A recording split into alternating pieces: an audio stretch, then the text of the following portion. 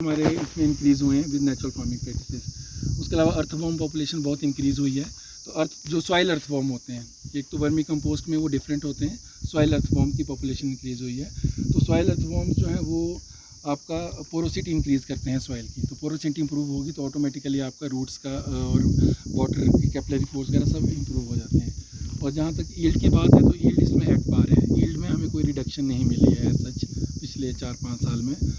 इस साल थोड़ा क्लाइमेट मतलब सेव की केमिकल के कंपैरिजन में तो यील्ड में हमें कोई रिडक्शन नहीं मिली है। इस साल थोड़ा क्लाइमेट एडवर्स था तो थोड़ा डिजीज़ प्रेशर रहा है, क्योंकि स्प्रेज के लिए रिकमेंडेड होता है कि आपका जैसे एक दिन थोड़ा क्लाइमेट स्प्रे करने के बाद ठीक रहना चाहिए, पर इस साल वैसा नहीं हुआ। कंटिन्यूस रेनफॉल्स थे, स्प्रे कर रहे थे, इमीडिएटली बारिश हो रही थी, तो डिजीज़ प्रेशर इस बार थोड़ा रहा है। अदरवाइज़ पिछले 3-4 सालों में इतना कोई इशू नहीं आया है। बट केमिकल फार्मिंग में भी तो डिजीज़ प्रेशर रहा हाँ है मैम, ना? उसमें भी है। इसमें ऐसा है कि उसमें कंसेप्ट है कि हम बढ़ने पे भी रोक सकते हैं। इसमें अगर हमने डिजीज़ को स्प्रेड होने दिया तो फिर डिफ़िकल्ट है। जैसे इंसेक्ट को कंट्रोल करते हैं हम डिफरेंट फार्मूलेशंस, ये हमारे ऊपर आप देख रहे हैं, ये यहाँ पे हमारे इनपुट्स प्रिपेयर होते हैं, जैसे जीवामृत है या अग्निअस्त्र वगैरह हैं, जो फार्मूलेशंस हैं ये ड्रम्स में प्रिपेयर करते हैं काऊ डंग और काऊ यूरिन से। जो स्प्रे यूज़ करते हैं वो भी नेचुरली हाँ, अलग अलग घोल बनते हैं, जैसे अग्निअस्त्र है, ब्रह्मस्त्र है, दशपर्णी अर्क है। तो उसमें आपका काऊ डंग, काऊ यूरिन, डिफरेंट प्लांट्स हैं, उनको हम यूज़ करेंगे। वो प्लांट्स जो जनरली एनिमल्स इनटेक नहीं करते हैं, या जिनको हम बोलते हैं कड़वे प्लांट्स हैं, तो वो as a insect repellent act करते हैं। तो ये ज़्यादा प्रिवेंशन पे काम करता है ये सिस्टम। इसमें ऐसा नहीं है केमिकल की तरह कि केमिकल में एक पॉपुलेशन का वेट करते हैं, हम उसके बाद स्प्रे करते हैं। इसमें अगर हम उतना वेट करेंगे तो तब तक हमारा लॉस हो जाएगा। इसमें हमें पहले से ही प्रिवेंटिव स्प्रे करने पड़ेंगे ताकि वो पॉपुलेशन बिल्डअप ही ना हो। और सेकेंड, इसमें प्रीडेटरी इंसेक्ट्स होते हैं, जो इंसेक्ट हमारे हार्मफुल इंसेक्ट के ऊपर इनटेक करते हैं, तो उनों की पॉपुलेशन भी हमारी इंक्रीज़ हुई है, वही रोक सकते हैं। तो ये प्रिकॉशन के ऊपर ये सिस्टम ज़्यादा काम करता है। तो ये थोड़ा लेबोरियस है। तो इसमें जैसे आप देख रहे हैं कि इस टाइम इसमें कैबेज लगा हुआ है, बीच में मैरीगोल्ड भी है और गार्लिक भी है साथ में। तो इंटरक्रॉपिंग इसमें कंपलसरी है इस सिस्टम में, क्योंकि जैसे इसको पहले शायद किसी ने सुना होगा, पहले इसको ज़ीरो बजट नेचुरल फार्मिंग बोलते थे। वो इसलिए बोलते थे कि ज़ीरो बजट का मतलब है जो मेन क्रॉप के लिए जो आपको खर्चा आएगा वो आप जो मल्टी क्रॉप्स आपकी बीच में इंटर क्रॉप्स लग रही उससे आप पूरा कर सकते हैं। अभी तो नेचुरल फार्मिंग ही नाम रखा है।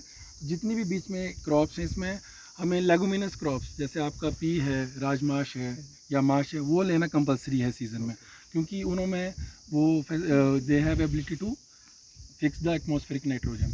तो नाइट्रोजन ही सबसे ज़्यादा न्यूट्रिएंट है जो प्लांट को चाहिए होता है हायर अमाउंट में। तो वो लेगुमिनस क्रॉप उसमें इंप्रूवमेंट में हेल्प करती हैं। और जैसे आपका गार्लिक वगैरह रीजिस पे लगता है, ये एज ए इंसेक्ट रेपेलेंट काम करता है। तो ये सिस्टम अभी अंडर ट्रायल है और इसकी हम आगे फार्मर्स के लेवल पे हम स्टडी कर रहे हैं कि उनको कल को हमने रिकमेंडेशंस देनी है, तो उसके लिए इस तरह से हम सिस्टम काम कर रहे हैं। मैरीगोल्ड लगाया आपने, उसका क्या रीज़न है? मैम ये भी जैसे ट्रैप क्रॉप्स वगैरह के अंडर आता है, जैसे इंसेक्ट्स वगैरह के लिए ट्रैप क्रॉप्स वगैरह का।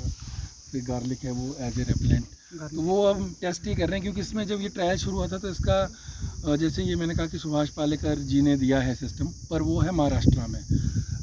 एप्पल में ऐसा कोई इसका वो नहीं था कि कैसे इंटर क्रॉप बनाई जाए, तो ये हम ट्रायल बेसिस पे ही था कि क्या क्रॉप ली जाए। तो कुछ जो हमने वेजिटेबल्स ऐड की हैं they are for additional income, क्योंकि इसमें लेबर इंटेंसिव है, तो कहीं ना कहीं से हमें एक्स्ट्रा सोर्स ऑफ इनकम भी चाहिए। अगर मेन क्रॉप फेल हो जाती है तो हमारा जो सेकंड क्रॉप है उससे भी हम एक इनकम ले सकते हैं। तो हमारे सीज़न में इसमें इस बार थोड़ा क्लाइमेट की वजह से उतना अच्छा नहीं रहा क्रॉप। जैसे बीन्स वगैरह हम लगाते थे, पर टेम्परेचर बहुत डाउन रहा। अदरवाइज़ 5 से 6 crop at a time apple के साथ चलते हैं, जिसमें फ्रेंच बीन है, राजमाश है, कैबेज तो लगा ही रहता है। फिर उसके अलावा आपका पी है, पी भी हम 2 बार लेते हैं एटलीस्ट सीज़न में। अभी इसमें अक्टूबर में पी क्रॉप की सोइंग हो जाएगी नेक्स्ट सीज़न के लिए।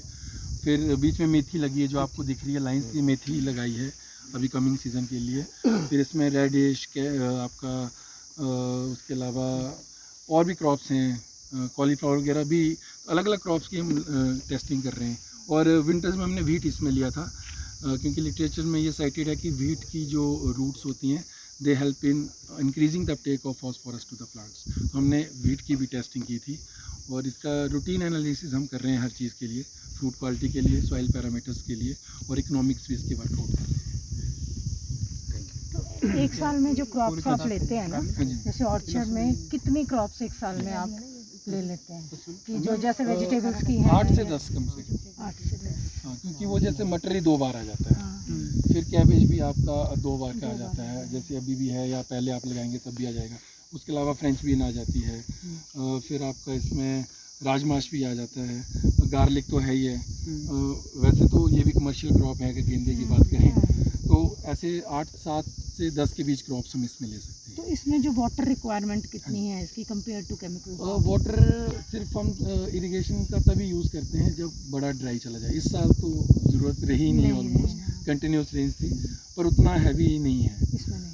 और वो भी हम ज़्यादातर इसी में अप्लाई करते हैं जो वापसा का वो है। बीज के पोर्शन में तो जैसे उसमें रिकमेंडेड भी नहीं है कि आपका रूट्स जो है वो वापसा के थ्रू ही ले लेती हैं, तो इस बार इतनी रिक्वायरमेंट रही नहीं वाटर। बड़े सारे फार्मर्स ये बोलते हैं ना, जैसे फील्ड में हम जाके देखते हैं कि जब एडवर्स वेदर होता है उसमें भी नेचुरल क्रॉप जो है, जो नेचुरल फार्मिंग वाली, इट सर्वाइव्स बेटर, ऐसा है?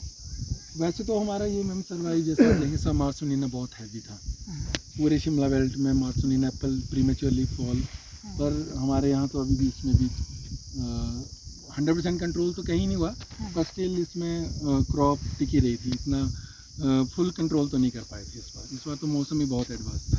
Better than the other? पर हमारे जैसे नीचे केमिकल भी हैं, हमारा तो एट पार ही रहा, उतना नहीं आया। फार्मर्स फील्ड पे अलग अलग इश्यूज हो सकते हैं, क्योंकि प्रैक्टिसेस का मैंने जैसे कहा कि प्रैक्टिसेस